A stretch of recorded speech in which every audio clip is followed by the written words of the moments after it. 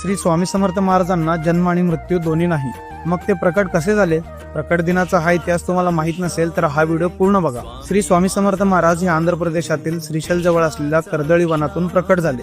1459 साली श्री नरसिंह सरस्वती स्वामी महाराज यांनी गाणगापुरास निर्गुण पादुका स्थापन केल्या व त्यानंतर श्रीशैल यात्रेचे निमित्त साधून ते कर्दळी वनात अदृश्य झाले. याच कर्दळी वनात सुमारे 300 ते 350 वर्ष महाराजांनी कठोर तपश्चर्या केली. या काळात मुंग्यांनी त्यांच्यावर वारुळ रचले. एक लाकूड तोडत असताना त्याची कुऱ्हाड ही या वारुळावर पडली आणि त्या वारुळातून रक्त वाहू लागले.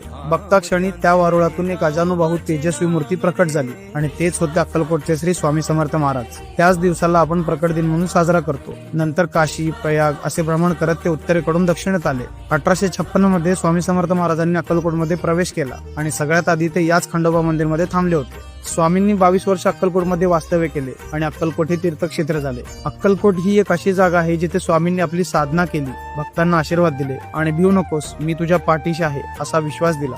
तुम्हाला कधीही वेळ मिळाला तर एकदा अक्कलकोटला नक्की भेट द्या, कारण स्वामींच्या दर्शनाच्या वेळी एक वेगळीच आध्यात्मिक ऊर्जा जाणवते जी शब्दात सांगताच येणार नाही. स्वामींच्या कृपेने तुमच्या जीवनात सुख, शांती आणि समृद्धी येवो हीच या प्रकट दिनी स्वामींकडे प्रार्थना. जर तुम्हाला प्रकट दिनाची ही माहिती आवडली असेल तर पेजला